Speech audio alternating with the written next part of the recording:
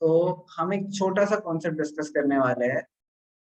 Prime factorisation हम सबने पढ़ी थी कि हम एक नंबर को हमेशा उसके प्राइम फैक्टर्स में स्प्लिट कर सकते हैं। ठीक है, तो फॉर एग्जांपल अगर हमारे पास एक नंबर है 35, सो हम इसे क्या स्प्लिट कर सकते हैं इसके प्राइम फैक्टर्स में। 7 into 5 इसके प्राइम फैक्टर्स में स्प्लिट कर दिया हमने, कोई प्रॉब्लम नहीं है। इसी तरीके से अगर हमारे पास 70 होता, हम इसको प्राइम फैक्टर्स में स्प्लिट करते हैं, 7 into 5 into 2 आता। ठीक है, नो इश्यूज। अच्छा, अब हम इन पैटर्न्स को देख के, प्राइम फैक्टर्स के पैटर्न्स को देख के कुछ और पैटर्न्स निकाल सकते हैं। फॉर एग्जांपल हमने नोटिस करा कि अगर कोई नंबर जीरो से एंड कर रहा है, अगर कोई नंबर जीरो से एंड कर रहा है, तो उसमें 5 और 2 उसके प्राइम फैक्टर्स होंगे ही होंगे। एंड हमने एक और चीज पढ़ी थी फंडामेंटल थ्योरम और अरिथमेटिक में, कि एक नंबर के जो प्राइम फैक्टर्स होते हैं वो हमेशा क्या होते हैं, यूनिक होते हैं। हाँ, अरेंजमेंट ऊपर आगे पीछे हो सकती है, 7 into 2, 2 into 7 हो सकता है, लेकिन वो नंबर्स हमेशा क्या होंगे, यूनिक होंगे। ठीक है, तो अगर नंबर्स यूनिक होते हैं तो जितने भी जीरो एंडिंग है उसमें 5 और 2 तो आना ही चाहिए। जितने भी जीरो एंडिंग है उसमें 5 और 2 तो आना ही चाहिए। तो मान लो हमसे पूछा जाता है कि कोई नंबर है फॉर एग्जाम्पल 36। ठीक है, या 36 छोड़ो, 6 to the power n, जो भी हम क्वेश्चन देखेंगे भी, अगर हमें एक नंबर दिया जाता है 6 to the power n, तो क्या वो जीरो से एंड करेगा या नहीं करेगा, हमें ये चेक करना है। वी नो दैट 6 कैसे लिख सकते हैं हम, 3 to the power 3 into 2 to the power n। And हमने कुछ बेसिक एक्सपोनेंट की प्रॉपर्टीज पढ़ी थी जिसमें हमें पता चलता था कि अगर a into b होल की पावर n है, this means an into pn। तो अगर सेम पावर है तो हमारे बेसिस मल्टीप्लाई हो जाते हैं। इन द सेम वे अगर ये हमारे बेसिस मल्टीप्लाइड है तो हम इन्हें डिफरेंट पावर्स में लिख सकते हैं। अच्छा, अब इसमें 2 to the power nr, मतलब 2 की कुछ पावर है, लेकिन क्या यहाँ पे 5 दिख रहा है, नहीं। तो क्या ये जीरो से एंड हो सकता है, नहीं। सो हम ऐसे ही काफी क्वेश्चंस करने वाले हैं जिसमें हमें सिर्फ ये आइडेंटिफाई करना होगा कि क्या ये नंबर जीरो से एंड होता है। तो हमें पता है कि अगर किसी नंबर को जीरो से एंड होना है तो उसमें 2 and 5 जरूर होने चाहिए, और दोनों एटलीस्ट वन टाइम तो होने चाहिए। इसके साथ कुछ भी हो कोई फर्क नहीं पड़ता, 2 and 5 होने चाहिए। ठीक है, अब 2 and 5 के साथ 7 है, 3 है, 21 है, कुछ भी है, कोई फर्क नहीं पड़ता, बट 2 and 5 होना जरूरी है, दोनों होने चाहिए, नॉट जस्ट वन। 2 और 5 नहीं, 2 and 5, both of them are very important to be. Okay,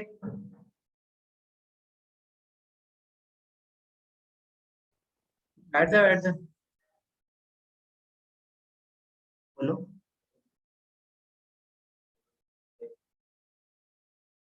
zero का मतलब 2 की कोई भी पावर रख लो आप, कभी ये जीरो से एंड नहीं करेगा। ठीक है, 2 की हम कोई भी पावर रखें, क्या 2 की प्राइम फैक्टराइजेशन में 5 आता है, 2 की प्राइम फैक्टराइजेशन में सिर्फ 2 आता है। तो 2 की कितनी भी पावर रख ले, वो कभी जीरो से एंड नहीं करेगा। A number that ends with zero must have factor 5 and 2 in it at least one time। एक बार तो होना चाहिए, एक से ज्यादा बार हो तो नंबर ऑफ जीरोस बढ़ सकते हैं।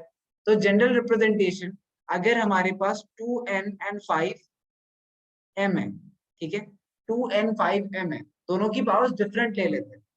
इसमें से अगर m ग्रेटर देन n है, ठीक है, अगर m ग्रेटर देन n है, तो ये कितने जीरो सेंड करेगा, n जीरो सेंड करेगा। एंड अगर n ग्रेटर देन m है तो ये m जीरो सेंड करेगा। ये अजीब तरीके से लिखी हुई स्टेटमेंट का मतलब नहीं सही है, देखते हैं। तो होगा क्या कि मान लो हमारे पास सिर्फ 2 और 5 इतने ही है, और कोई 2 और 5 नहीं, और कोई 2 और 5 नहीं है। तो हमारे पास एक नंबर है जिसमें ये प्राइम फैक्टराइजेशन आती है, मान लो 3 into 7 into 2 and 2 5 है ना। तो एग्जांपल लेते हैं, फॉर एग्जांपल हमारे पास एक नंबर है 750। ठीक है, 750 की प्राइम फैक्टराइजेशन बताओ, जल्दी करो करो करो।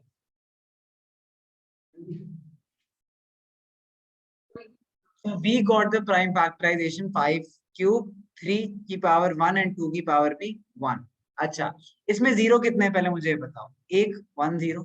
अच्छा, अब नोटिस करते हैं, यहाँ पे हमें 2 की पावर 1 मिली है, 5 की पावर 3 मिली है। इससे इस स्टेटमेंट को देखते हैं, इसमें से पावर ज्यादा किसकी है, इसकी 5 की पावर ज्यादा है, मतलब m ज्यादा है, अगर m ज्यादा हो तो कितने नंबर ऑफ जीरो होंगे? n zeros. m ज्यादा है तो नंबर ऑफ जीरोस क्या है? 1। तो क्या दिख रहा है ना, मैं इसमें 1 जीरोस है।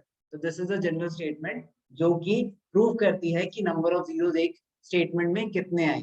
फॉर एग्जाम्पल, अगर हमारे पास 2 टू द पावर 5 होता एंड 5 टू द पावर 7 होता तो इसमें कितने जीरोस होते? 5 जीरोस होते। जो छोटा है उतने जीरोस है। क्यों ऐसा हो रहा है? लॉजिकल है ना। हर 5 इंटू 2 क्या होता है? 10। तो 5 2 और 5 5 मिलके क्या बनाएंगे? 10। लेकिन 2 5 बच गए। अब वो 10 अकेले तो बना नहीं सकते, तो उन दोनों से मतलब क्या है? तो जो नंबर लीस्ट होगा उतने नंबर ऑफ जीरोस होंगे। क्या 5 भी अकेले जीरोस नहीं बना सकता? 5 की पावर n कोई भी पावर रख लो, this can never end with zero. Can never end with zero.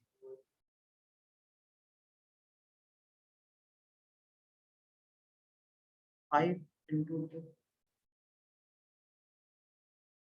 5 की पावर 1 2 की पावर 1 स्मॉलेस्ट पॉसिबिलिटी, इससे जीरो आ सकता है। यही पूछा ना तूने? क्या पूछा? हाँ,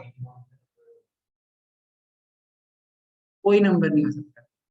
अगेन 5 की पावर में 5 की प्राइम फैक्टराइजेशन में 2 आता है क्या? हमने क्या बात करी? 5 और 2 दोनों आने चाहिए। तो अगर 2 नहीं आता है तो 5 to the power n can never end with zero. Check भी कर सकते हो आप। देखो 5 की पावर 1 5 होता है, 5 की पावर 2 25 होता है, 5 की पावर 3 125, 5 की पावर 4 625।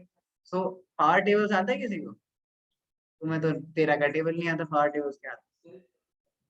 यार थोड़े याद किए। नहीं, मैं पावर टेबल से याद करने कह रहा हूँ। पावर टेबल समझते हो? 2 1 2 2 2 3 2 4 2 5 2 6 3 1 3 2 3 3 3 4 3 5 3 6। तो कुछ बच्चे याद करते हैं। लॉग टेबल की हम बाद में बात करेंगे, बट लॉग आपने पूछा है तो मैं छोटा सा ओवरव्यू दे देता हूँ। Not a part currently of our syllabus, but मान लो लॉग कोई भी वैल्यू है, लॉग ए है, ठीक है। लॉग ए है इज इक्वल्स टू, हम लेते हैं बी। इसका मतलब होता है यहाँ पे जो मान लो यहाँ पे मैं एक्स लिखता हूँ, log x a is equals to b. इसका मतलब होता है एक्स की power b is equals to a, ठीक है। तो लॉग का मतलब होता है कि मैं x की क्या पावर रखूं कि a आए। तो फॉर एग्जांपल अगर मैं लिखूं log 2 4 इज इक्वल्स टू क्या होगा? 2 की मैं क्या पावर रखूं कि 4 आए? 2। तो इसका आंसर होगा 2। इसी तरीके से log 3 9 3 की मैं क्या पावर रखूं कि 2 आए? 3। तो हमने log सीख लिया। यही होता है log। हाँ, 3 की पावर 2 क्या लिखा है? एनीवेज, और इसी तरीके से log 3 27 क्या होगा?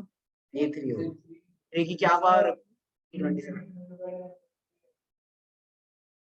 जितने भी नंबर्स के फाइंड करते हैं, log की डिफरेंट वैल्यूज होती है। For example log e is equals to 1। log e 0 होता है 1 होता है?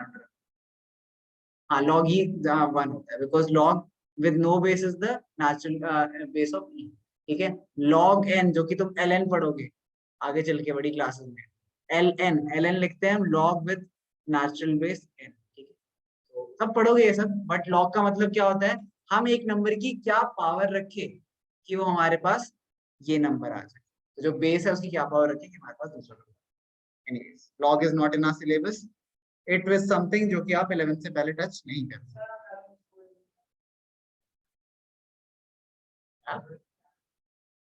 फैक्टर टी बेसिस पे क्या आ सकते हैं? फैक्टर ये मैंने बताया तो था। जैसे फैक्टर टी के क्वेश्चंस कैसे आ सकते हैं? फॉर एग्जांपल आपको 24 दे रखा है, ठीक है।